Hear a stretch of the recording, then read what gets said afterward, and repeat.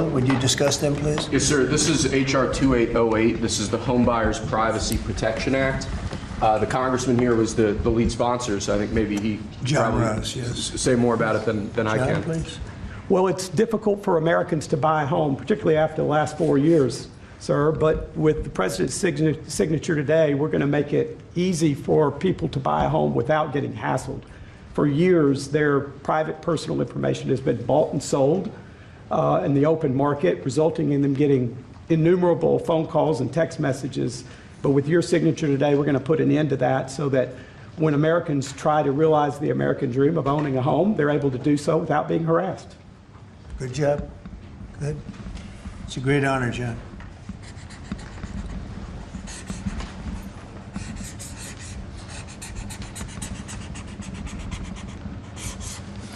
Okay, there it is. And that's going to help a lot of the homeowners of our great country. John, want to hold that? Sure. Thank you, John, very much. Thank you very much. Thank you very much. Okay, Will, you go ahead. And I'd like to leave you with this gift from a constituent back in Tennessee. Oh, I could use that at night. It's an American flag. That's very nice. I like that. Thank you, Mr. President. Thank you very much. That's very nice. Next, we have a number of executive orders for your attention, sir. Okay. From 1789 until 1947, our nation won some of its greatest military victories under the direction of a Secretary of War operating within a Department of War. Today, with this executive order, you will authorize the current Secretary of Defense and the current Department of Defense to once again embrace this great lineage and once again be named the Secretary of War and the Department of War. So this is something we thought long and hard about. We've been talking about it for months, Pete and I, and Dan.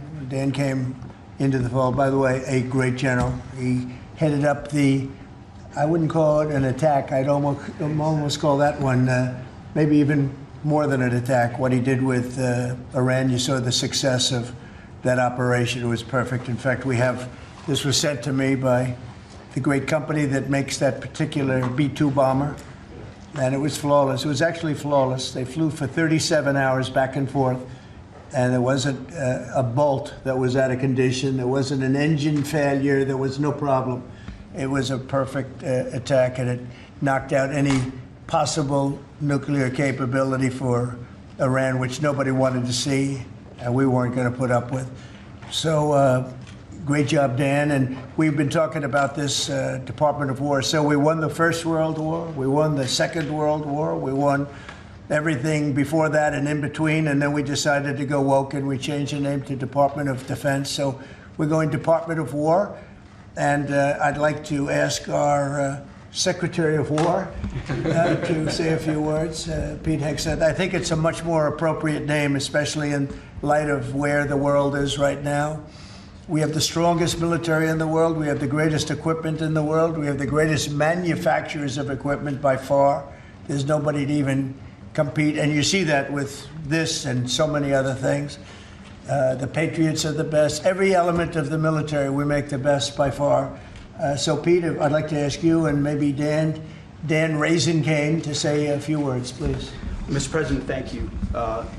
After winning a war for independence in 1789, George Washington established the War Department, and Henry Knox was his first Secretary of War. And this country won every major war after that, to include World War I and World War II. Total victory, Mr. President, as you said. Then 150 years after that, we changed the name after World War II from the Department of War to the Department of Defense in 1947. And as you pointed out, Mr. President, we haven't won a major war since, and that's not to disparage our warfighters, whether it's the Korean War, the Vietnam War, or our generation of Iraq and Afghanistan. That's to recognize that this name change is not just about renaming, it's about restoring.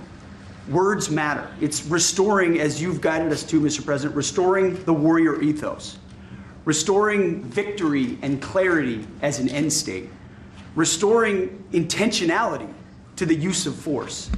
So at your direction, Mr. President, the War Department is going to fight decisively, not endless conflicts. It's going to fight to win, not to lose. We're going to go on offense, not just on defense. Maximum lethality, not tepid legality. Violent effect, not politically correct. We're going to raise up warriors, not just defenders. So this War Department, Mr. President, just like America, is back. Thank you for your leadership and your clarity. We're going to set the tone for this country. America first, peace through strength, brought to you by the War Department. We're back. All right, thank you very much. Very well stated, and really it has to do with winning. We should have won every war. We could have won every war, but we really chose to be very politically correct or wokey, and we just fight forever. And then we, win, we wouldn't lose really. We just fight to sort of tie. We never wanted to win wars that every one of them we would have won easily with just a couple of little changes or a couple of little edicts. I was told that ISIS would take 5 years to win, and Dan Kane, when I told him how long would it take, he said, I think about 4 weeks, sir. I said, what do you mean 4 weeks? I was told 5 years by the people in Washington. You know who they were? 5 years. I said, you can't do it in 4 weeks. I actually flew to Iraq to meet with him, and I met him at a big air base. And remember that famous day, right? It turned out to be a famous day for our country because you're now the head of the Joint Chiefs of Staff, which is the biggest deal. And he is, because he did things that everybody said he couldn't do. So they said it was going to be 5 years, and he knocked them out in about 4 weeks total, 100%. We took over, and ISIS was gone, and pretty amazing. But we never fought to win, and now if we have to fight it all, we solved 7 wars. We have the one that I thought was going to be probably one of the easier ones, and that's with President Putin and Ukraine. And that turned out to be one that's a little bit more difficult, but the 7 are done. They were supposed to be much more difficult to solve. I solved every one of them, and we're going to get the other one done too. But it turned out to be a little bit more difficult than I thought. And it'll get done, or they'll be held to pay. But because they're losing 6 to 7, it used to be 5. I used to tell you 5. Now it's almost 7. I guess 7,000 people last week. 7,813 people, young soldiers, died. Russian and Ukrainian, not American soldiers. But it's a shame. And it's just, they're human lives, and I want to see it stop. But General Kane's done a fantastic job. And again, defeated ISIS, which they said would take a long time. And it didn't take a long time at all, and did other things that people said really couldn't happen. We have the greatest equipment in the world. We have the greatest soldiers in the world. Dan, say a few words, please. Yes, sir. Thank you, Mr. President. It's a true honor for me today to represent the incredible men and women of America's joint force. Today and every day, the 2.8 million service men and women stand ready to fulfill our sacred duty to protect America at home and abroad. As the President said, America's military is the single most powerful fighting force in the world. The mission you and the Secretary have given us is clear and unambiguous: to deliver peace through overwhelming strength. And I remind everyone that the U.S. military can reach any adversary at the time and place of our choosing. Service to this nation is an incredible gift, and we're grateful and honored every day to do so. Thank you, Mr. President. Well, thank you, and it's an honor to sign this. And we will do that right now.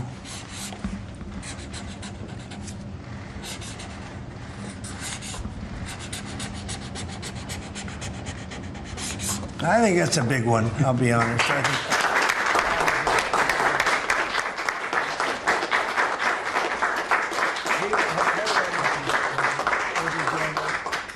That's a big one. It's a big one, Mr. President. Do you have any questions on this subject? We're going to be discussing the G20 in a couple of minutes, but yes, please. Mr. President, what gave you the idea for this rebrand? And a question for you, the newly minted Secretary of War. What message does this send to our enemies, to our allies, to the American people? And again, what gave you the idea for this rebrand at this moment in history, sir? I think it sends a message of victory. I think it sends really a message of strength. We're very strong. We're much stronger than anyone would really understand. And again, you know, having the great equipment, we have just so much better. You look at all of the, just any of it, submarines as an example. We're 20 years ahead of anyone else. Nobody even compares. And I let a lot of this happen in my first term. You know, we totally rebuilt our military. Then, of course, you had that catastrophe in Afghanistan where they gave up a lot of the equipment, but a relatively small amount, but a lot. It was a lot in Afghanistan. I think it was the most, General, I'd say it was the most embarrassing day in the history of our country, the way that happened, the way they went to the wrong airport. They should have gone to Bagram, not the local little airport with no security, with tight quarters, etc. You know what happened. I think it was the most embarrassing moment in the history of our country, frankly. That was under the Biden administration. That was terrible. And we were going to be leaving, but we were leaving with strength and dignity. We were going to keep Bagram because Bagram's 1 hour away from where China makes its nuclear weapons. We're going to have that all to ourselves, a big, beautiful place built many years ago from money that today would be the equivalent of, you know, many, many billions of dollars. You couldn't build it. The longest runways, the most powerful runways in terms of load capacity. And we just walked away from it. So stupid. And they were fools. The people were fools. No, we have the strongest military, and I think that indicates we have the strongest military. And, you know, we had it, and we won World War I, we won World War II, we won everything before, and as I said, we won everything in between. And we were very strong, but we never fought to win. We just didn't fight to win. We didn't lose anything, but we didn't fight to win. We could have won every one of those wars quickly. But they went a route that I think was probably politically correct, but not correct for our nation. So I think the Department of War sends a signal. Yeah, please. Mr. You alluded to this a little while ago, but you said that this rename is a, quote, a good reflection of where the world is at right now. How do you square naming it the Department of War when you've been pursuing peace in so many different parts of the world? Well, I think I've gotten peace because of the fact that we're strong. If we weren't strong, those 7 deals I told you about, the 7 wars, a majority of them wouldn't have happened. They happened for 2 reasons, trade and our strength. Those are the 2 reasons. And probably strength may be more important than trade. So if we, I was very proud of all those wars. Those were wars that could not be settled, and I settled all of them. And we'll get the other one settled also. That'll get settled. But without the strength, we wouldn't have settled any of them. Yeah, please. Mr. President, is it your expectation that Congress will codify this name change in the law? I don't know, but we're going to find out. But I'm not sure they have to. We're signing an executive order today, but we're going to find out. We're going to see. If they do, we're going with it, and we're going with it very strongly. There's a question as to whether or not they have to, but we'll put it before Congress. Do you know how much this rebrand will actually cost? And are there any concerns about, you know, the Pentagon's mission of actually cutting back on spending? Yeah, but not a lot. You know, we know how to rebrand without having to go crazy. We don't have to recarve a mountain or anything. We're going to be doing it not in the most expensive. We're going to start changing the stationery as it comes due and lots of things like that. We're not going to be doing things like have been done in the past when they change the name of forts that shouldn't have been changed. Those names of the forts should not have been changed, at least for the most part. And as you know, many of them have been changed back already. At the request of the communities, every one of those communities said, we want our name back, like Fort Bragg as an example. The people in that community wanted that name back. They refused to call it anything else but Fort Bragg. So we're not going to be spending very much money on that. Yes, Sir, please. when you spoke with the Europeans and Zelensky earlier this week, did you preview this for them, and did you say what security guarantees they might be involved in? This is nothing to do with anybody but the United States of America, the people of America. This is who I talked to about changing a name. This is a very important change because it's an attitude, and we know how to win. We've been winning, and we're going to win like you've never seen. Wait till these factories start to open up that are being built all over the country. You're going to see things happen in this country that nobody expects. We have over $17 trillion in investment coming into the country. We never did anything even remotely close to that. No other country has either, by the way. So you're going to see things that are pretty amazing. But it's really about winning. And what about the security guarantees aspect of that with Ukraine, sir? Well, we'll work that out. We'll help them. Look, we want to save a lot of lives, so we'll do something with that. I think people expect that. We'll help them. Europe will be first in by far, and they want to be first, and they want to see it end. Europe wants to see it end, and it'll end. It'll end all of a sudden. It's going to come together. You watch. Yeah, did you want something right? Right here. Yeah, behind you, please. Yes. Yes, sir. You haven't been shy about taking bold, decisive, offensive action to protect American values. Strikes in Iran, the strikes this past Tuesday on the positively ID'd Tren de Aragua narco-terrorists. Is that going to be a critical function of the Department of War moving forward? It depends on the individual instance, you know. We don't want drugs coming in from Venezuela or anybody else or any place else, and we'll be tough on that. We don't want human trafficking. We don't want to see people coming in where they open their prisons from all over the world and they dump their prisoners into our country, which is what they did in the Biden administration, where they took insane asylums and places that held people that were seriously mentally ill, mentally incompetent, mentally dangerous, and they dumped those people into our country, and we're trying to get them out now. What they've done, what the Democrats and Biden have done to this country will go down in infamy. What they have done to our country, and especially that, you know, they created the worst inflation we've ever had. That's nothing compared to what they did with the people in our country right now. And we're getting them out, and it's not easy when you have the liberal judges destroying our country. But we've won them all. We've won it all, ultimately won it all. Hard process. It should be easier. We know who it is. We know exactly who we're looking for. We had 11,000 murderers dropped into our country. We've gotten a lot of them out. Or in some cases, they're so dangerous, we were afraid to get them out because they'd come back in. But for the last 120 days, 0 people came in. Can you imagine? This is me speaking, but these are figures developed by, they say, a pretty liberal group of people. They admit that 0 people came into our country. Think of that. A year ago, it was millions of people were coming in. Millions. They were coming in. You could look at them and you could say, big trouble. And that's what we have in our country. But we're getting them out, and despite that, we're doing really well. Yeah, please, Brian. Comment on the recruitment levels across the military branches. Well, the recruitment's the most exciting thing. So when I was campaigning for the office, numbers were coming out that the recruitment numbers, generally, you can speak to it better than anybody, the recruitment into the military, all branches of the military, and police and firemen and everything else. Anything having to do with like a public service, the numbers were horrible, record-setting bad. And now they're record-setting good. We're setting every record every month for recruitment. We're packed in the Army, Navy, Air Force, Marines, Coast Guard. My beautiful I love Space Command. I love Space. I see Space Command, but Space Force has been. We've got a waiting list of people wanting to go in.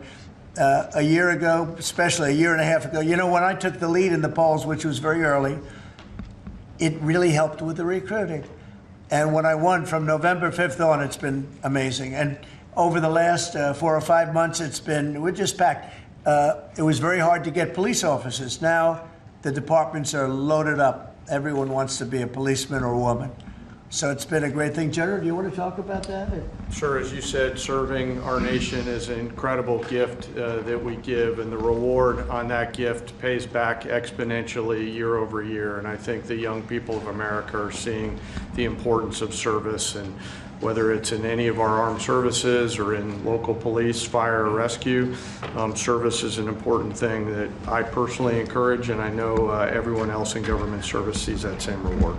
And Peter, on recruitment, what do you think? I was down at Fort Benning, the newly properly renamed Fort Benning, yesterday, watching Army basic training, and they're so full they can't barely handle the throughput. It is truly historic across all the services, as you said. It's been a surge into the, I was going to say the Defense Department, but I will say the War Department. And that you might almost call it a vibe shift, an attitude shift, a feeling that the country is back, that service is back. And there were military families last year, Mr. President, that said, I don't know if I can recommend, I mean, I wrote a book on this. I don't know if I can recommend service to my son or daughter, given what's been done to our military. You heard it over and over and over again. And I hear from those same military families right now, sir, and they're saying, I recommend to my kids that they go into this department, this Pentagon, under this commander-in-chief, who they know you'll have their back and they want to serve. So it is historic, and it's the biggest reflection of how motivated Americans are by your leadership, sir. You know, really, it's nothing more than spirit, love for the country. I guess the esprit de corps, as they say, you have more of that than we've had maybe ever, frankly. But to see a turn over a period of less than a year, I would say, but to see a turn, nobody wanted to go into the military. Now everybody wants to go into the military. Jennifer, you wanted? Yeah, there's some new reporting on North Korea and this Navy SEAL incident in 2019. Can you say if the administration has engaged with North Korea on that incident since it happened recently? Yeah. And then can you share some recollections? I don't know anything about it, no. Can I'd have to, I could look, but I know nothing about it. Can you confirm that it happened? I don't know anything about it. Okay. I'm hearing it now for the first time. Okay, great. And then on the Hyundai incident in Georgia with the arrest of some workers, construction workers at the plant, have you heard any feedback from Hyundai? From I just South heard Korea? about that a little while before the news conference, and I would say that they were illegal aliens, and ICE was just doing its job. But I know nothing about the instance. It happened a little while ago. Okay? There has been some pushback on that, though, from South Korea already, and of course, you know, they pledged to invest $150 billion in the U.S. and they were just here, you know, last week. Are you concerned? Well, and at they all? have the right to sell cars and things in our country. You know, it's Yeah. not like a one-sided deal. Are you concerned at all about, you know, your immigration agenda potentially clashing with these economic goals? Well, we want to get along with other countries, and we want to have a great, stable workforce. And we had, as I understand it, a lot of illegal aliens, some not the best of people, but we had a lot of illegal aliens working there. So, you know, look, they're doing their job. That's what they have to do. These are people that came through with Biden. They came through illegally. They came into our country. So we have to do our job. Mr. President, the now Department of War has been involved in the crime cleanup in D.C. You've tasked Congress with proposing and passing a crime bill. What are some things that you would really like to see codified in that crime bill? Well, I think one of the things is the cashless bail. It's killing it. When that came out, originally when that came out the first time, that's when you saw the real big crime start to happen. Cashless bail, what a disaster that is. You murder somebody, you don't have to put up bail, and you go out in the street and you murder somebody else. That's what's happened. It happens so often. And that's one of the things. And other of the things you're reading about, you know, is a standard, but just a certain toughness. I have to say, one of the elements of fascination for people over the last period of time has been what's happened to D.C. So we've gone from one of the most dangerous cities in our country to what they call a safe city. It's a totally safe city. In fact, I set up dinner in Washington, D.C. next week. I wouldn't have done that, to be honest. I would have had an obligation not to do it before I came into office, or even at the very beginning when things were so corrupt and so dangerous out on the streets. So Washington, D.C. has had virtually no crime. We even have a mayor that's admitting to it, and she's a, you know, liberal Democrat, in all fairness. She's a person that hasn't gotten exactly along with Republicans over the years. And she said she's never seen anything like it. So Washington, D.C. is a totally safe city. We have virtually no crime. It's gone from the most unsafe city in the United States, almost, just about, to one of the safest cities, maybe the safest city in the United States. That's a tremendous compliment to our military, what we did. The National Guard's done a fantastic job. Yeah, please. Mr. President, can I ask about Florida real quick? Florida House Speaker Daniel Perez was at the White House yesterday as part of a leadership summit. Yes. And we understand you met with him separately. Mr. President, what did you two talk about? And also, did you explore him running for Florida Attorney General? I didn't. We didn't talk about that, but he's done a fantastic job. He's respected all over the country, really. He's a leader, and he's done just a fantastic job. We didn't discuss anything having to do with his future. I'm sure he'd be very good at that. My second question, Alligator Alcatraz, sticking with Florida, a major ruling appeals court blocked the federal judge's order to close it, and it can remain open for now. Your reaction? I think they've done a fantastic job in building it, the governor and everybody else that's been involved. It's an incredible facility. It's housing people for usually a very short period of time before they get brought back to their countries. As you know, we focus on criminals before we focus on anybody else, and we're taking thousands and thousands of criminals out every month out of our country, some of them murderers. And I think Florida's done a great job by building it, and whether it's Alligator, Alcatraz, or anything else you want to call it, I was there. I visited with the governor, with other people. I guess Nikki was there. Tom Homan's been there a lot. A lot of people have been there from, it's an amazing facility for what it is. It's not a hotel. It's not supposed to be a hotel, but they've done a great job with it, and I'm very happy with the judge's decision. You also mentioned Venezuela. I want to ask one more follow-up question on that. On the U.S. strike on a vote tied to the Venezuelan drug cartel, the Maduro regime is pushing back today. In fact, they say the U.S. seeks regime change through military threat. Your reaction to those words, and also, would you like to see regime change in Venezuela? Well, we're not talking about that, but we are talking about the fact that you had an election which was a very strange election, to put it mildly. I'm being very nice when I say that. I can only say that billions of dollars of drugs are pouring into our country from Venezuela. The prisons of Venezuela have been opened up to our country. They've taken their prisoners, the worst prisoners, murderers, Tren de Aragua. The worst prisoners that you can ever imagine are now happily living in the United States of America. Now, many of them we've gotten out. It's not easy to get them out because of the liberal system that we're working with in many cases, not in all cases. But millions and millions of dollars and billions of dollars of drugs are pouring out of Venezuela and other countries. Look, China, what they're doing with fentanyl is a terrible thing. It comes through Canada and it comes through Mexico, but a lot of it's coming through Venezuela. Venezuela's been a very bad actor, and we understand that. And when you look at that boat, you see the bags of whatever it is there. Those bags were, you know what those bags represent? Hundreds of thousands of dead people in the United States. That's what they represent. Yeah, please. Mr. President, your reaction to the jobs report this morning? Well, I'm going to talk about that in a minute. We have our great people here, so I'll talk that in a minute. Let's talk about this. We'll give a couple of because these two people want to get to work on the Department of War. So let's keep them first. Mr. President, the DOJ is reportedly considering a ban on transgender people owning guns after the Minneapolis shooting. Do you think they should? Are we talking in the military? In general. Okay, I thought you were talking about in the military. I'll refer to that then differently. Because it's not a military question, I'll be able to pass on that very nicely unless you'd like to talk about it. No, Pete doesn't want any part of that question. Yes, please. Mr. President, who do you blame for losing India to China? In your post earlier today in the morning, you did put that out. I don't think we have.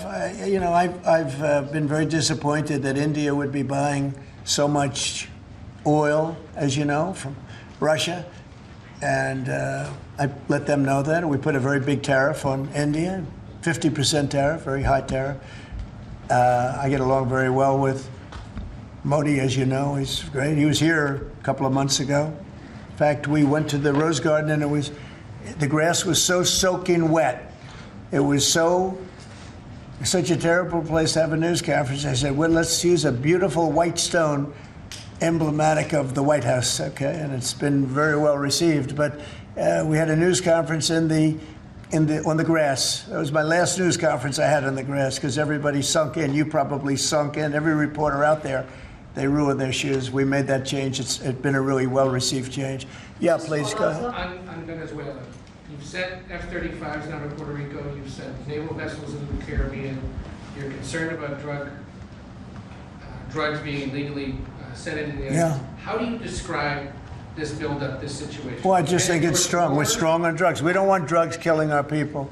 I believe we lost 300,000. You know, they always say 95, 100,000. I believe they've been saying that for 20 years.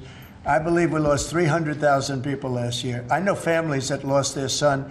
Those families will never be the same. I know a family lost a daughter, a beautiful daughter. In fact, it was like she took something that she thought was like a minor deal, and it turned out to be riddled out with fentanyl. The size of the head of a pin, and you're dead. And no, we're stopping the drugs. We're going to save a lot of people. Look, whether it's 100,000, but it's not. It's 350,000 people died last year from drugs. And we're not going to let that happen to this country. Think of that. Think if you're in a war and you lose 300,000. We'll lose 600,000 in the, pretty much between Gettysburg and all of that, the Civil War, we lost, what, 600,000. So we're losing half of that every year to drugs. We're not going to do it. We're not going to allow it to happen. You think of the wars. If we lost 600,000 people in a war, but we lose that every 2 years, more than that. So it's 300 to 350,000 people. And when I see boats coming in, like loaded up the other day with all sorts of drugs, probably fentanyl mostly, but all sorts of drugs, and we're going to take them out. And if people want to have fun going on the high seas or the low seas, they're going to be in trouble. I will tell you, boat traffic is substantially down in the area that happened. And they called it the runway. It's a runway to the United States. And boat traffic is very substantially down on the runway. You can imagine why. I think anybody that saw that is going to say, I'll take a pass. I don't even know about fishermen. They may say, I'm not getting on the boat. I'm not going to take a chance. What happens if Venezuela flies jets over U.S. naval vessels again? Well, I would say they're going to be in trouble. We'll let them know about that. We heard that happen, but it wasn't really over, not like they described. But I would say, General, if they do that, you have a choice of doing anything you want, okay? If they fly in a dangerous position, I would say that you can, you or your captains can make the decision as to what they want to do, all right? Sure. Sir, How close did they get, we have Mr. one more. President? You said they didn't go over. Say it? How close did they get? You said the planes did not Well, I don't go want to over. talk about that, but if they do put us in a dangerous position, they'll be shut down. Thank you very much, everybody. So we're going to now cover the G20, and I'm going to let these people go back to the Department of War and figure out how to maintain peace. Okay? Thank you, Mr. Thank you very much. Thank you very much. Congratulations, General. Thank you. Thank you, sir. Great job. Sir, just before G20, we do have one more EO Okay. for you today. And I should also say that the Department of War EO that you signed was actually your 200th EO since you Wow. came back into office on January 20th. That's more than Joe Biden did in his entire term in office, more than Obama did in either of his 2 terms in office. So it's a momentous accomplishment, and congratulations, That's sir. good, but Biden never signed one. No, yeah, They you've were done signed every by one the- up in here. They've been before. signed by the Autopan, right, didn't he? So we really beat him by much more than you think. The 201st executive order, sir, this relates to hostages and wrongfully detained Americans. This provides a new legal mechanism to declare foreign countries to be countries that engage in those sorts of practices and gives your administration powerful tools to get American hostages out. This has been a Right. focus of your administration Yeah. this time around. Adam Bowler's here, and he's done incredible work already. This will give him even more. I think it's great, and Adam's tools. amazing. So, Adam, do you want to describe how many hostages we've gotten out together, you and I, and you and a couple of other people that we know, and Yes. me and a couple of other people that you don't know, but we've gotten a lot of hostages. Do you want to describe it? Mr. President, you brought back 72 hostages since your term. If we compare that to President Biden, he has gotten 20 taken. So he is negative 20 taken. 20 taken. They don't take our people so yeah. often. So, Mr. President, That's good. when we spoke, you said that that was a primary focus, and I'll tell you the job is easy because of you. And we paid nothing, too. We pay nothing. They We don't pay $6 exchange. billion. They always Yeah. paid $6 billion for Yeah. 5 people. $6 billion. It was just a number I kept hearing. Not only that, $6 billion plus we'd get like 1 person, and they'd get 6. They got one, the Prince of Doom, they called him. He was the #1 arms merchant anywhere in the world ever. And they got him out. And on top of that, we paid money. So, no, we don't do that. You know, once you pay money, then a lot of people start disappearing. They start grabbing reporters, too. They think the reporter is going to get a lot of money. And to me, they would. You'll be well taken care of. I better stress that, because otherwise we have headlines. He said this or he said that. No, I'm not smiling about it. But they would. They'd be grabbing reporters. They'd be grabbing everybody. And especially when you pay the kind of money that Biden and Obama, they used to pay money that was crazy. We don't pay. And if you don't pay, they find it to be not a lucrative business anymore. That's fantastic. Would you like to say something? Julia. So it's really Spihar, Special Envoy Bowler, it's Rick Grenell, it's Steve Witkoff who brought Americans home.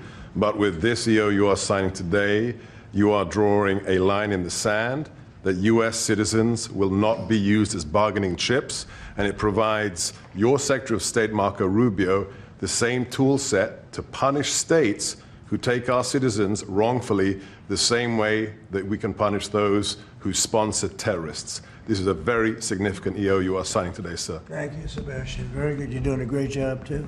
And this is your Director for Hostage Affairs at the NSC. Yes, and I hear. So Julia was seminal as well to all of this. I heard you're doing unbelievable. Would you like to say something? Absolutely. It's a outstanding EO, absolutely unprecedented action against those foreign adversaries who would take our people. They now know they are on notice, and it's not acceptable. And if you take our people now, you will pay. You know, Adam gave up a job where he was making tremendous amounts of money, big stuff, top of the line Wall Street, and he wanted to do this. He wanted to do hostages. I offered him other jobs too, very big jobs. He said, I was shocked actually, he didn't want them. He wanted to do hostage negotiation, and pretty amazing. Thank you very much. Appreciate Mr. it. President. Appreciate it. Thank you. all. Do you have any questions for them on this very important subject?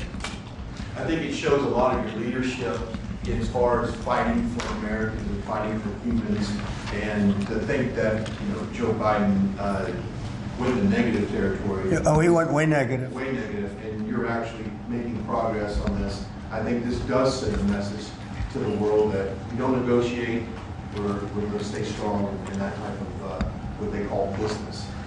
Well, one little anecdote that may be of interest. We were told by numerous families who had missing loved ones during the Biden administration that this building, Biden's National Security Council, told those families not to talk about their missing loved ones, to be quiet, not to create any pressure on Biden and on Jake Sullivan, the key propagator of the Russia hoax. This administration has met with those families on a weekly basis. Right. People like Adam, yourself, sir, your envoys are doing everything to get every single American home. Not to tell them not to talk about their loved ones, but bring them home. well, you know, I can tell you one story that was amazing. A few weeks ago, very little written about it, but there should have been. But it was a very nice gesture. The head of Belarus, who's a very respected man, strong person, strong leader, he released 16 hostages. And John Cole, a lawyer who works for me, great lawyer actually, one of the greatest lawyers. But John Cole was over there, and he heard that they had hostages. And you know about this. 16 people he released. And I just want to thank the head of Belarus. But while John was over there, they had, I believe, another 1,400 hostages. Now, not from us, from places all over the world.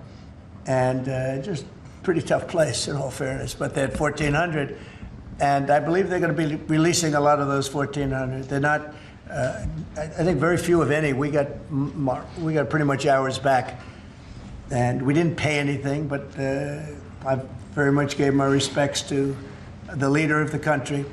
Was again, he's a very strong man, but he's got 1,400 or 1,500 or a large number, and we're talking about releasing them. Some are political, I guess. A lot of them are political, and looks like they're going to be released at some point in the pretty near future. So it's a great thing. They have to respect your country. If they respect you and they respect your country, they release it. If they don't, then you have to pay $6 billion. I mean, $6 billion. Can you imagine that, paying $6 billion? Kind of related, but not really. Could you comment on Tina Peters, who's been locked up behind bars from Colorado within the election? I think you put out a truth a couple of days ago about it. We have a wonderful woman who was an election official, and she saw cheating in Colorado, and she viewed it as horrible, and she said, what's going on here? And she went to the machine, and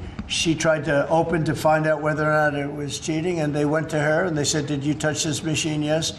And they arrested her. they arrested her instead of the people that did the cheating. It's a state charge, so it's hard to do anything with, but we're gonna do something. What they did in Colorado, look, Colorado just went to all mail-in voting. That means they cheat. That's why they lost, that's one of the reasons, but that's a big reason why they just lost the whole Space Command situation that is going to Alabama. But when you have mail-in voting, you have nothing but cheating. But this woman is a real patriot, and they put her in jail for a long time. She's 72 years old, 73 years old, and she wanted to find out. She didn't do anything. She touched the machine. She looked at the machine. She's trying to find out what was going on.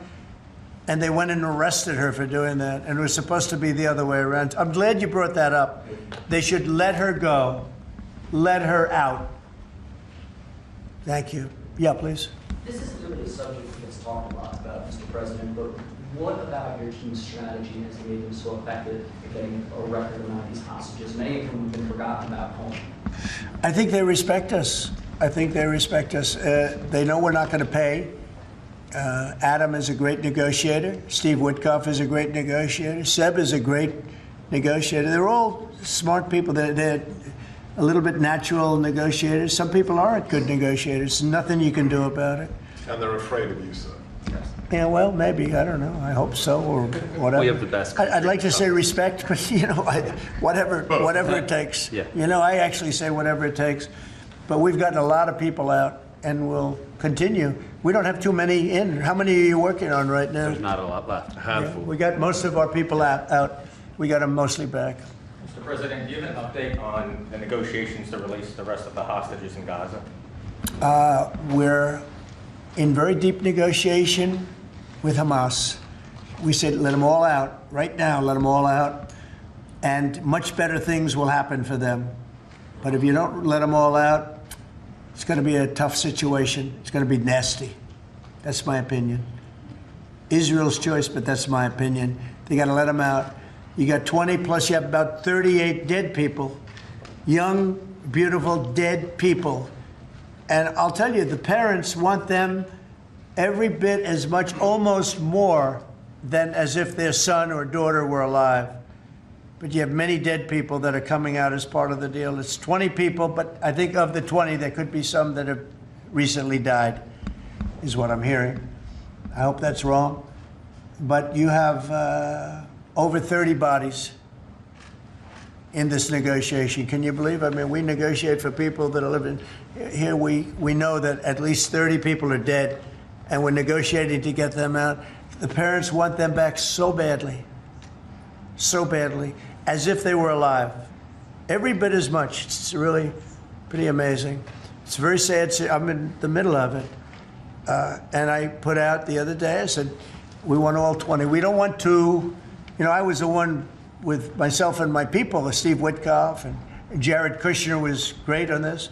But they got a lot of people out. We got almost all of them out. They're down to 20. But Adam, we got like a tremendous number out. But I always said when you get down to the final 10 or 20, you're not going to get them out unless you're going to do a lot. And doing a lot means capitulation. That's no good either. It's a very tough situation. But I put out the other day, let them all out. Every single one. No more twos and ones. We'll give you one this week, and in 2 months we'll give you two more. And there's negotiation going on right now. Okay. And real quick, what is the biggest challenge negotiating with Hamas right now? 10 to 20, what do they want to let them free? Well, they're asking for some things that are fine. Look, you have to understand, you have to remember October 7th. People forget October 7th. It's not an easy thing to forget, right? But people forget, or they maybe purposely forget October 7th. So, you have to put that into the equation very strongly. It's amazing. Some people even deny it. They deny it. They're crazy. But I've seen tape that's as violent as anything that you can imagine. Many of you have seen those same tapes. So you have to put that into the equation too. So it's not an easy situation. It's a tough one. But there are 20 people, maybe a little less, but there are 20 people that we want out. We want the bodies of these parents. They are I've never seen anything like it. The level of love that they have, they want their children back. And, you know, I see demonstrations, big demonstrations in Israel about the hostages, not about the war, about the hostages, which puts Israel in a tough position because, you know, it's tough to prosecute a war when you have people they want the 20 people back. They just want them back very badly and everything that goes with it. So it's very sad. Thank you very much. We're going to talk now about the G20. I figured we could wrap 2 or 3 up. The last time I took a day off, everybody said bad things happened to me. You know that, Seb? I took 1 day off. I didn't take it off. I was working. In fact, I was here. But I didn't do a news conference, and they said bad things happened to the president. That's why they're fake news, Mr. President. It's fake news. You know, if you look, Biden, he had a press conference. He missed it for about a year, right? About a year. And I never saw any stories like that about him. He didn't have, and when he had one, they'd ask him, what flavor ice cream do you like? He'd say vanilla. How many times have they asked him that question? What's your favorite ice cream, sir? Vanilla. Okay, that's enough. Thank you, ladies and gentlemen. They don't have to go through this, but we all have a good time. I only do it for one reason. I think it's good for the country. And we are very transparent. There's never been transparency like we have. There's nothing to hide. So thank you very much on this, Will. Great job. Thank you, Mr. Appreciate it. President. Appreciate it. So we're going to talk about Florida, the great state of Florida now, because it's going to be a very exciting thing to host the G20. And as we celebrate our nation's 250th anniversary next year, the United States will have the honor of hosting exactly that, the G20 summit right here in America for the first time in nearly 20 years. This afternoon, I'm thrilled to announce that the 2026 G20 conference, which will be, I could read off the countries that we're talking about, but you know who they are, I think. Does anybody want me to list them specifically? Jennifer, you're okay? Okay, but will be held in one of our country's greatest cities, beautiful Miami, Florida, where we have the mayor with us, Mayor Suarez. And I want to thank Francis for being here. I thought he might be in this office. You know, he almost got there. There's a couple of them. Right? A couple of them. It's not as easy as they think. Right? As easy as it looks. It's not that easy. But he's an amazing guy, very popular in Florida.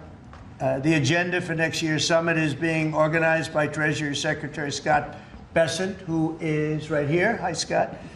I saw him standing over there, nice, tall, good-looking guy, but he moved very quickly.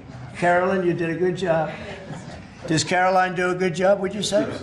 Is she a star? How do you compare her with the last administration's person? No? You don't want to get into that? Yeah, I think we're very happy with Caroline. But Scott Bessent is talking about a good job. He's done a fantastic job, and we're very proud of him. He's very much involved with the G20. And the NEC director, Kevin Hassett, who's truly a talented guy. And he's certainly being thought of to go to a different position, and we'll find out about that pretty soon. I don't know, would you like to be there? I won't ask you that. I think, who wouldn't want it? I think it's the greatest position in the world. You know, you come out, you make a speech, and then you go away for 30 days or 40 days, and you come out, make another speech. The market goes up or down, depending on what you want to say. I've never seen an easier position than that. Unfortunately, you need good instincts, so we have somebody in there now that doesn't have them. We call them too late. But it will focus on unleashing economic prosperity by eliminating the burdensome regulations, unlocking affordable energy, and pioneering new technologies. And it's going to be very important. The United States is already leading by example, and America is the hottest country anywhere on earth. We have more being built under construction now than they think anybody that they've ever seen. I mean, literally, some of these places are just really unbelievable what they're building, the size. You know, if you spent $50 million on a shopping center someplace, that's a big building, pretty big building. But when you spend $50 billion on essentially a building, they have buildings going up for $50 billion. They're going to be building their own electricity. And many of them have been given permits already to go, and they're starting construction. Some have started construction quite a while ago, and very early in the administration. we let them do that. We have a grid that's obviously an old grid. It's been around for a long time. We could never handle the kind of numbers that you're talking about in terms of electricity, and we're letting them build their own plants. They build their own plants with their structures. So they build their structure, they build their buildings, and they build an electric producing plant with it, like Con Edison in New York that I grew up with, and like others that make electricity. They make it for New York. These plants will make it for their building, for AI. Then you have a lot of the car plants going up. Most of them won't need that kind of electricity, but they have the right to do that also. So we're allowing companies to build electric plants. They become, essentially, Scott, I guess they become utilities, right? If you think about it. And it's very exciting. We're going to end up with more electricity than China, and it's going to be built at no cost to us. And I'm telling them, build more than you need, and you'll sell it back into the grid. So they'll be able to sell it back into the grid on top of everything else at no cost to the American taxpayer. It's very exciting. And frankly, if we didn't do that, we wouldn't be leading with AI. We wouldn't be probably even doing any AI. It would be 20 years to get an approval. So they're building massive amounts of electricity as we speak. We've eliminated $5 trillion worth of federal regulations, another big thing since I took office. And if you remember the first term, we took out more regulation than any other president in history times.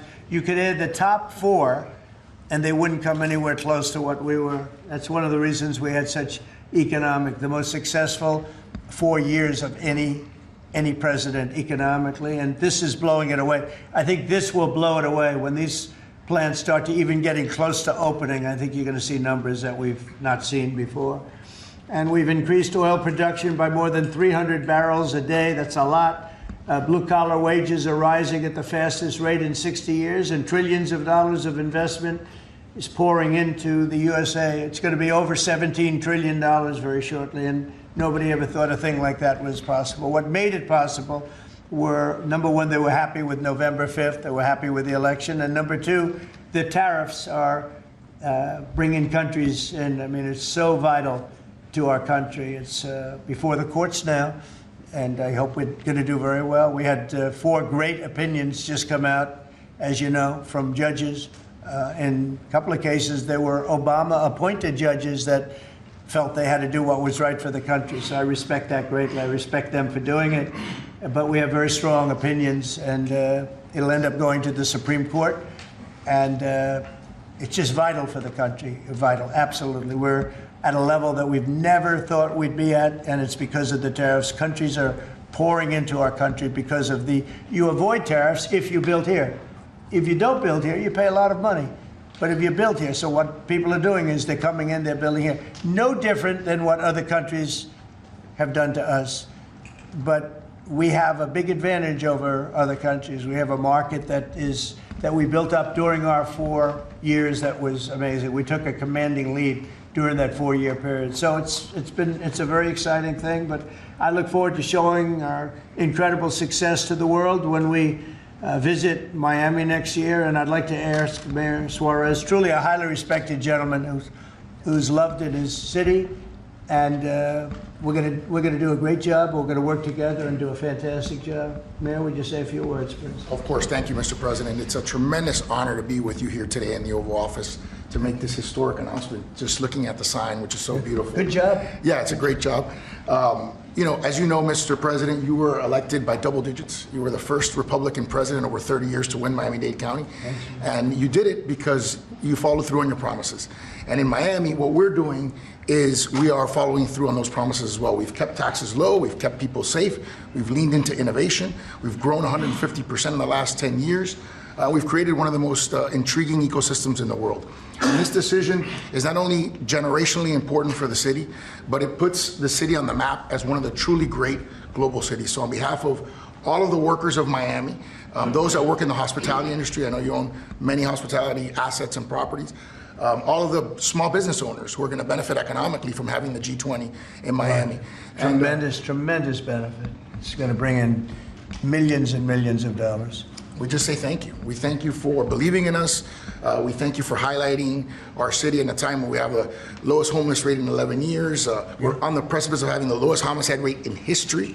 and with the lowest taxes. So we're following your America First agenda, and we're creating success in, Miami's the greatest city in the world, we believe. Thank you, Mayor. We'll see you down there before then, but we'll see you down there. Scott, would you like to say a few words? Yes, sir. So we're excited to have the G20, and what's important about the G20, President Trump's America First initiative does not mean America alone. It means America leads. So we will be holding the G20 in the capital of the world, Miami, next year to showcase the beginning of President Trump's second term. Will be a year and a half into it. We will have done peace deals, tax deals, trade deals. We've made the U.S. the best place to come, start a business, have tax certainty, energy certainty, and regulatory certainty. And it's going to be an exciting event.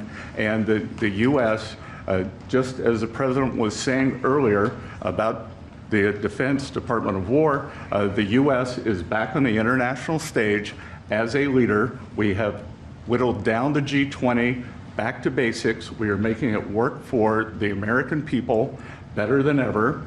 We have the G20 had become basically the G100 this past year. So it will be a concentrated group in Miami seeing the best America has to offer with American leadership, thanks to President Trump. Thank you very much. Great job, and a great job you're doing. Kevin, would you like to say a few words? Mr. President, I think this G20 meeting, where the world leaders will come to the great city of Miami, is going to be viewed as one of the most important meetings in global history, because what's going to happen is the golden age is going to be documented so well in the data by next summer that you're going to have one of the best speeches written for you that you've ever seen, because we're just going to be talking about the accomplishments of the next year. I think so. A lot of these plants are going to be open by then. Yeah, exactly. And a lot of jobs are coming in, like I think we've never seen before. It's going to be great.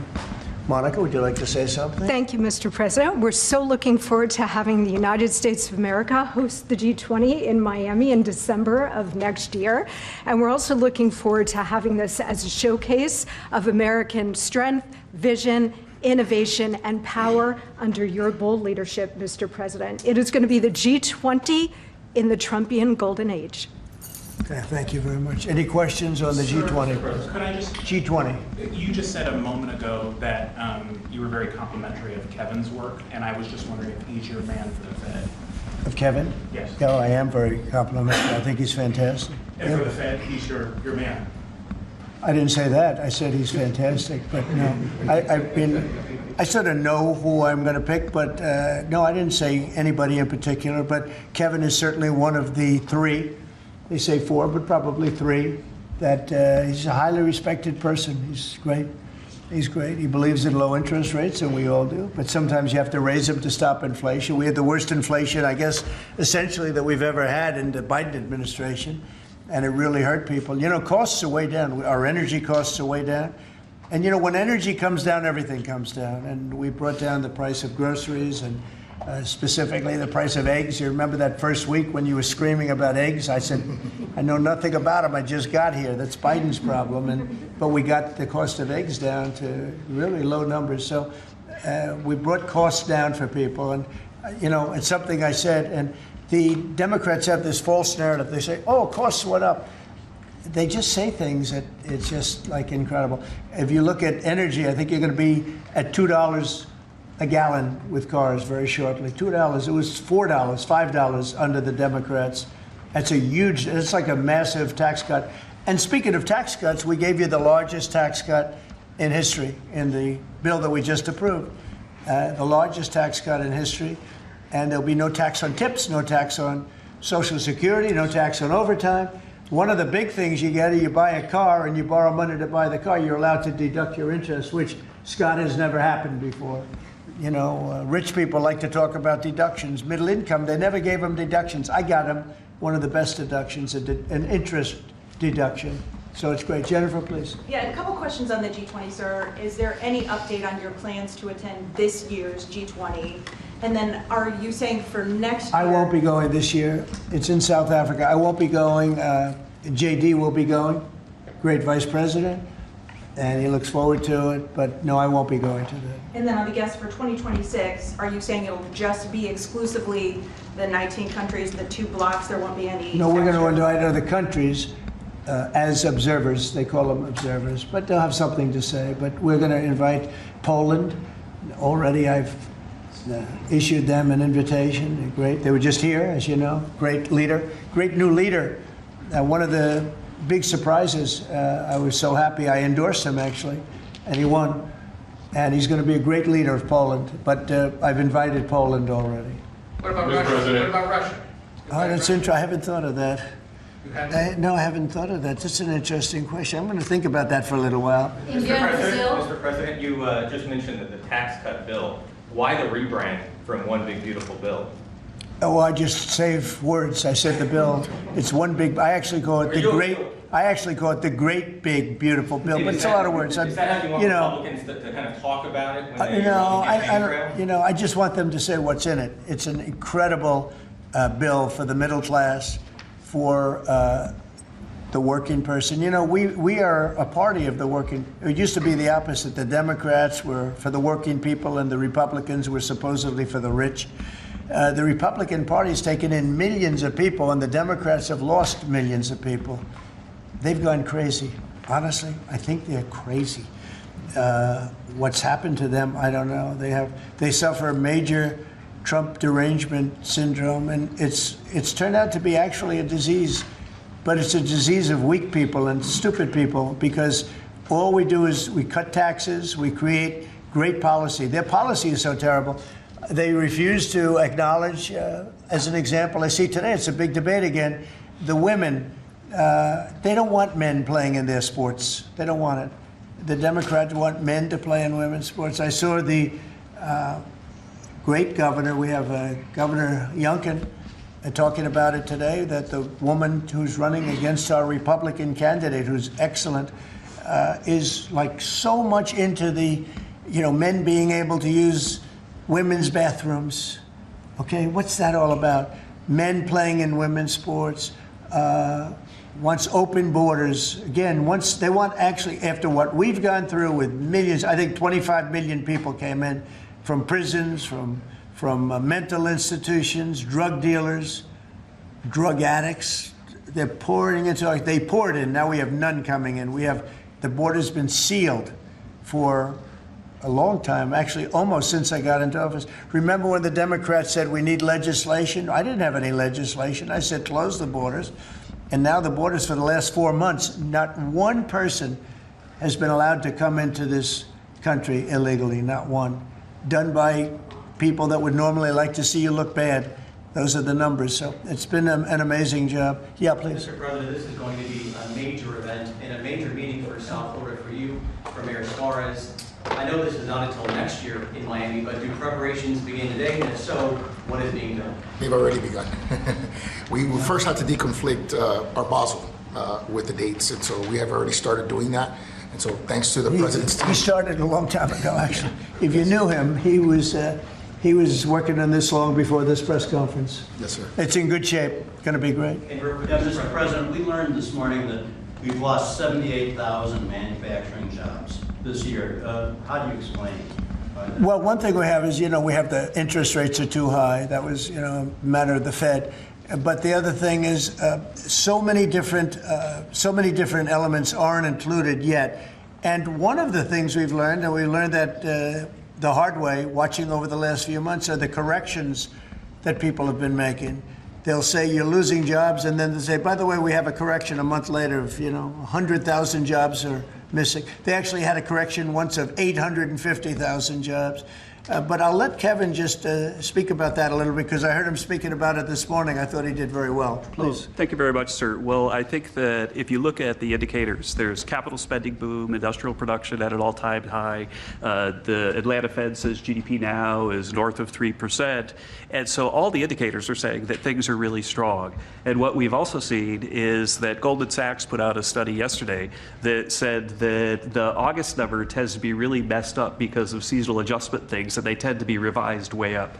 And so I think if they were revised up, which has happened on average over the last 15 years by about 60,000, then everything else would make sense. But right now we're puzzled about the BLS numbers and looking forward for new leadership there to make it so that the numbers are more reliable. And again, we're building you know, they've started building all of these factories and plants, including car factories. Car factories are coming back. You know, we lost more than 50% of our car production over the years, and I think we're going to get all of it back. It's coming back in really rapidly. Really, we're building a lot of car plants. Indiana, places that you don't think of it so much, are taken, but also Detroit, lots of places it's coming in where I think we're going to get everything. You know, we've lost it over a period of 40 years, and I think we're going to get it all back in a very short period of time. And big ones, big plants, incredible plants that were never going to come back. Without the tariffs, they wouldn't have come back. And I think without the election on November 5th, they wouldn't come back either. The election was very important also. Yeah, please. As we've been here, Mayor Adams of New York has announced that he's staying in the mayoral race there. Can you react to that, but also tell us? No, I mean, he has to do what he wants. No, I mean, he's free to do what he wants. It would seem to me, and everybody in this room, including you, that the only way you're going to beat the communists, because you have a communist running, which is fine. I'll have to deal with a communist in New York City. I never thought that was going to happen. This is something I didn't think was going to happen, Scott. You're going to have to explain this one, because we're going to have a communist mayor. It would seem to me that if he stays in, if you have more than one candidate running against him, it can't be one. If you have one candidate, if he's the right candidate, I would say that Cuomo might have a chance of winning if it was a one-on-one. If it's not one-on-one, it's going to be a hard race. And we'll get used to a communist, and he's going to have to go through the White House and get approvals for everything. And we're going to make sure that New York is not hurt. We want to make sure that New York is cherished and taken care of. And so I didn't know he was running or not running. But you didn't offer him an ambassador? No, I didn't do that. No, I wouldn't do that. It's nothing wrong with doing it, but I didn't do that. We asked for the G20. We understand that it'll be held at Doral. Yes, it's going to be a Doral, yeah. You considered that with the G7 last time. You decided against it. Why go forward with it now? Well, I think that everybody wants it there because it's right next to the airport. It's the best location. It's beautiful. Beautiful everything. They actually requested that it be there because the location is the best, and we will not make any money on it. You know, we're doing a deal where it's not going to be money. There's no money in it. I just want it to go well, and it's going to be each country will have its own building. I think it'll be really a beautiful thing, and Doral's been very, very successful. One of the most successful properties in the country, and you know, frankly, it's the problem is in December. That's the biggest month in Florida. So, you know, using it for, you can't get a room in Florida in December, January, et cetera, that area. And that's the time we're talking about. So from that standpoint, it's not good, but we want to make sure it's good. I think Doral would be the best location. And again, they'll have their own buildings. It'll be incredible for them. And being like 10 minutes, less than 10 minutes from the airport, and it's a big airport, international. All of the planes will be able to land, go right into their quarters. So I think it'll work out very well. Earlier on your Fed answer, sir, you said that you're looking at maybe 3 candidates or 4. 3 candidates. Should we interpret that you like Secretary Vesta in his current role? Well, I like him too, but I had him as a 4th. No, I had 4. You know, you were talking about 4. Now I'm talking about 3. He told me I'm not leaving. So he wants to be doing, and if he was leaving, I mean, he would certainly be one of the people I'd want. But I asked him specifically. I could ask him right now, would you rather stay where you are as Treasury, or would you rather go to the... Sir, I'm the only person on the planet who does not want the job. Okay. He really told me, he said, I love what I'm doing. But we assume I wouldn't want to really take him because he is doing a great job. Are the top 3 still then Mr. Mr. Waller? I am looking at Kevin also, and I'm looking at... yeah, I would say you could say those are the top 3. Good job. That's very good. Just to clarify, so you're saying you believe Andrew Cuomo would be the best one-on-one candidate against him? Well, I think if I'm only going by the polls. It's not an endorsement or anything. It just seems that he's second. And what you do to win is you take the guy who's second and you hopefully add 1 and 2. But maybe if the 1 isn't getting out, then he's not getting out. And that's okay. I think the mayor's a very nice person. I helped him. He was got caught up in a scam by the Biden administration, what they did. So I helped him out a little bit, but I would understand why he doesn't do it. I do think this. I think if you have more than 1 candidate, we've got ourselves a communist mayor in New York. And I don't like communist mayors. I don't like them. Yeah. You passed the One Big Beautiful Bill, sir. 5 months, all these slew of events next year. World Cup, G20, all America 250. Given this, what's your economic outlook for the year 2026? How much growth do you think is reasonable for us to expect economically next year? Well, I heard, and you know, we were on a very downward path with Biden, and I heard that the most we could do is 1% GDP, and now I'm hearing 3.2% and 3.5% and all. And our big year won't be really next year. I think it'll be the year after, because when these plants start opening up, it takes a period of time to build them. We're going to have tremendous job growth. It's unprecedented. We have unprecedented in history. There's never been anything like it, because we're going to have more than $17 trillion invested. There's never been anything like that. If we did $1 trillion in 1 year, and this is 6 months, 7 months, because we really focused on it over the last 6 months. But we're going to be doing. Nobody's ever seen numbers like this. When this stuff starts opening up, our country's being rebuilt. And by the way, Washington, D.C. is being rebuilt. You know, in addition to the fact that we have a safe city now, and our National Guard was fantastic and worked with the mayor, worked with everybody, we're also doing a refurbishing of Washington. We're going to redo some of the roads, the surfaces. We're going to redo the medians. We're going to take the broken tiles off the tunnels and put brand new tiles up. And we're going to regrass all the parks. They're going to be regrassed by people that build world-class golf courses, and not necessarily people that work for me, because I don't care about that. I just want to, I'm very good at grass. You know, grass has a life, just like you have a life, right? It has a life. Well, this grass has been up longer than, it's like 4 lives, okay? That's why there's a lot of areas where there's just no grass. But we're going to regrass all of the parks. We're going to, in a year from now, you won't even recognize it. Graffiti's gone, the tents are gone, the medians falling into the roads are gone, the potholes will be gone, the marble's going to be polished and beautiful. It's all going to be beautiful. We're working with Clark Construction, who's, you know, one of the, well, definitely the biggest here, one of the biggest in the country, and they've been great. And we're going to do about a 10-mile radius from the White House, from the Capitol, looking sort of at both of them, go right in the middle of both of them and start drawing circles.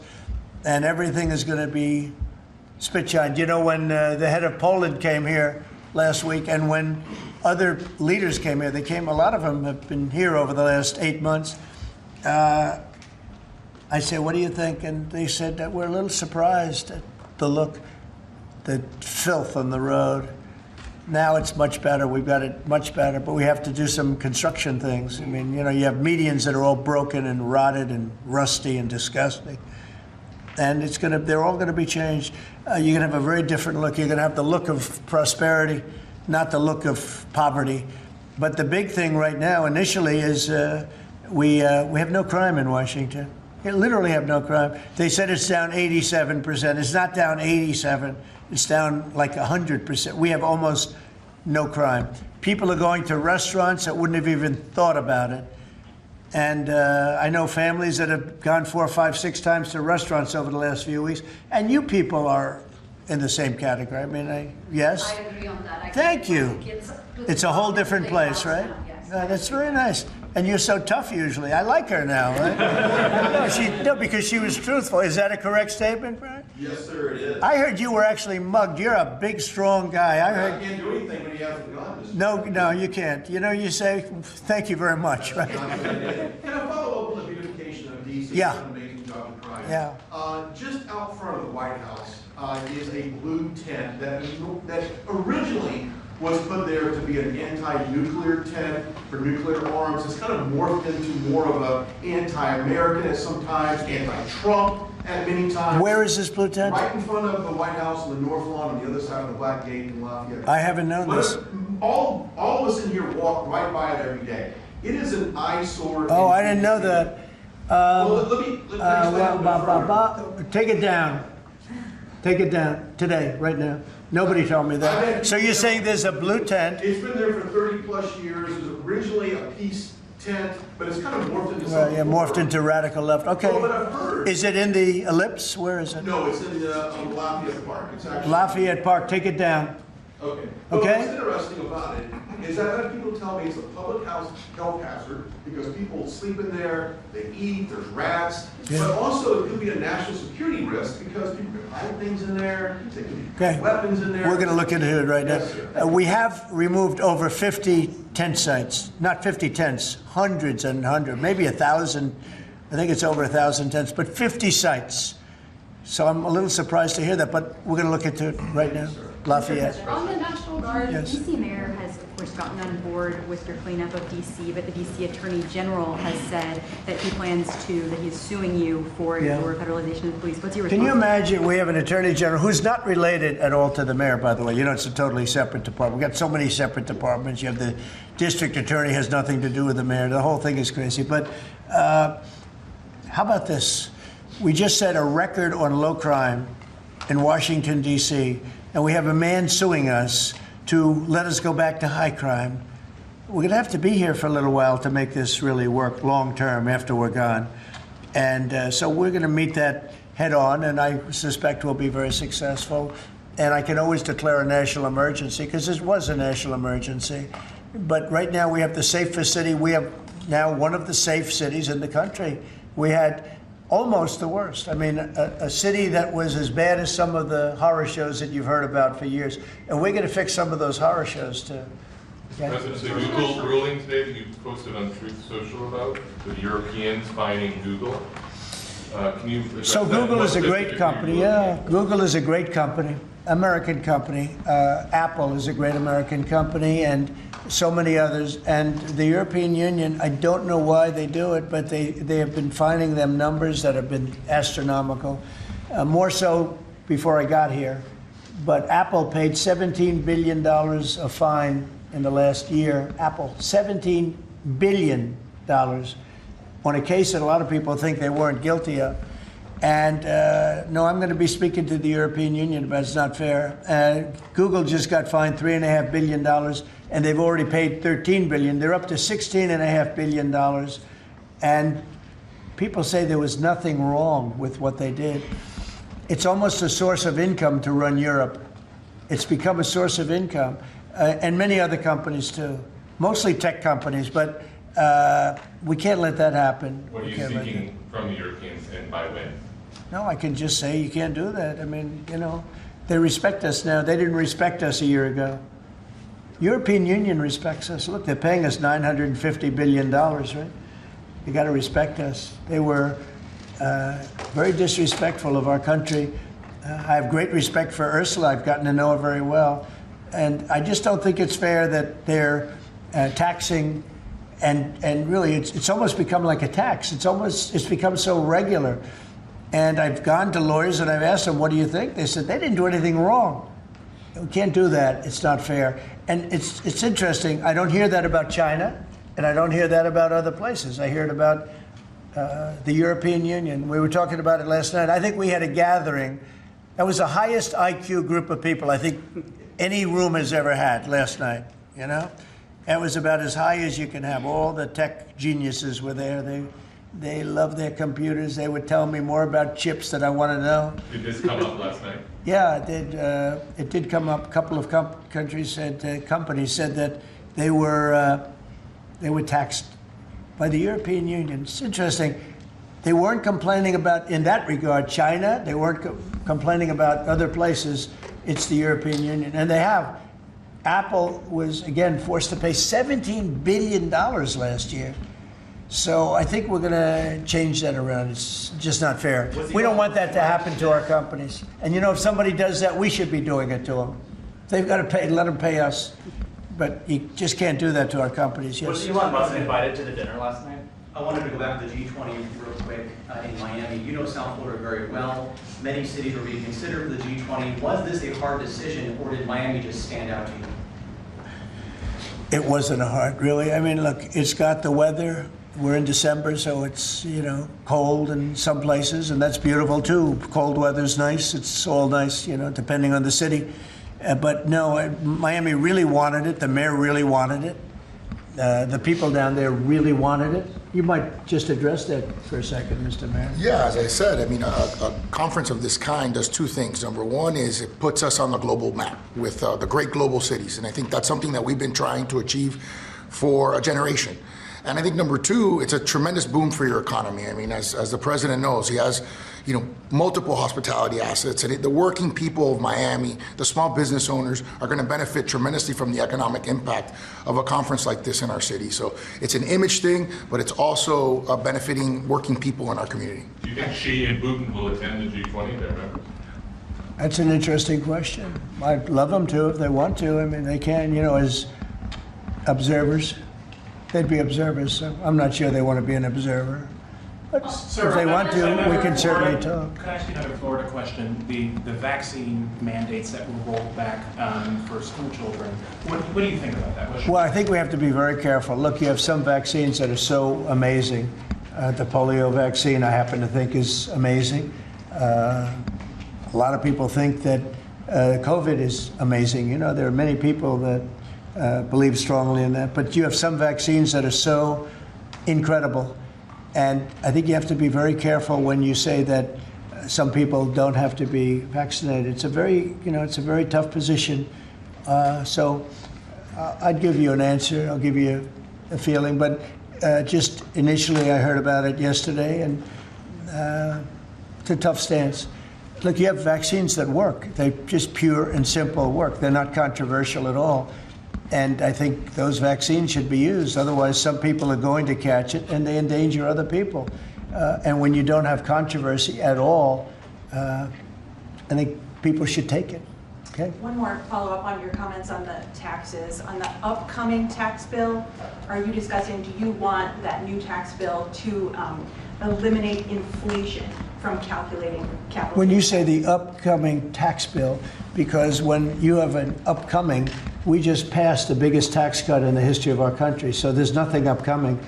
There's something that we just passed. So we passed the biggest tax cut in the history of our country for the middle class, for the worker. And that's the only bill that we're really talking about. We did a good job. It's very comprehensive. And I will say the Democrats, if you gave them every point that they wanted, every point that they've dreamt of all their lives, you wouldn't get one Democrat vote. They really are. They've become deranged, sick. It's crazy.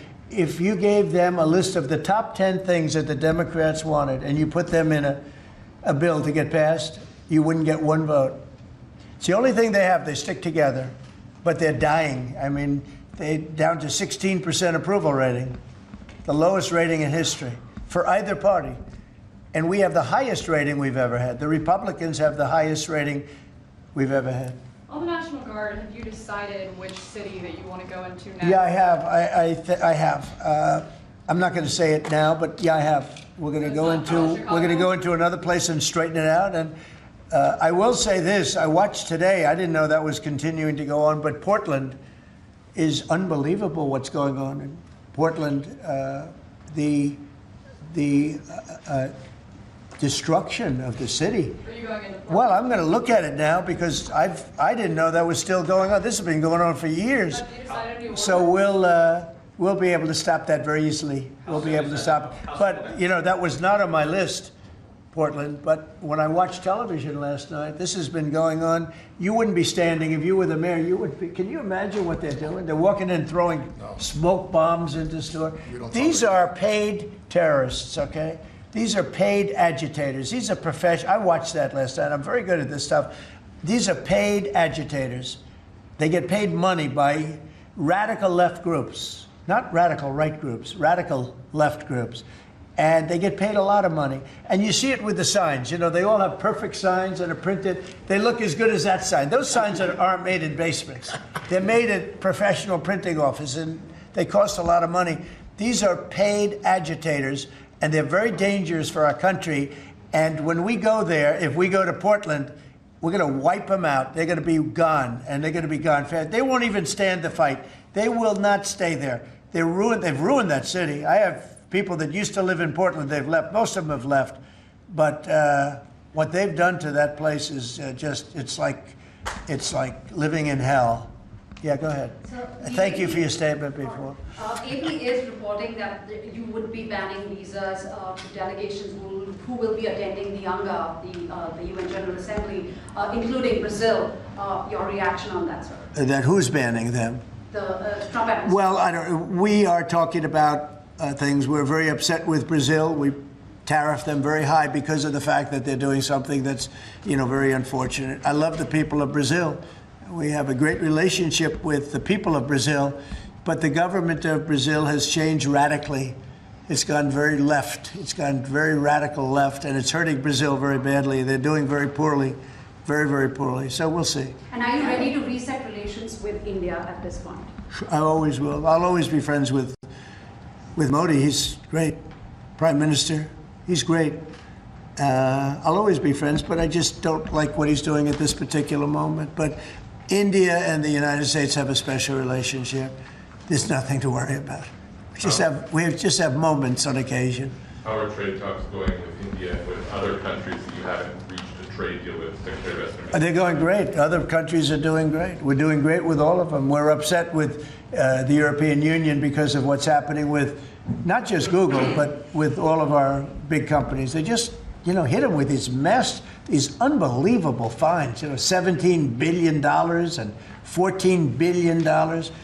And they use that money to run Europe. It's almost become like common. It's almost become a yearly occurrence, like it's a tax. So it's very unfair. I want to thank you all very much, and we'll see you around. We're going to see you in Florida, but we'll see you a little bit before that, I suspect. Okay? What are you having for dinner? Thanks, guys. Thank you, President. Well, I'll be having something good here. I'll be at the White House.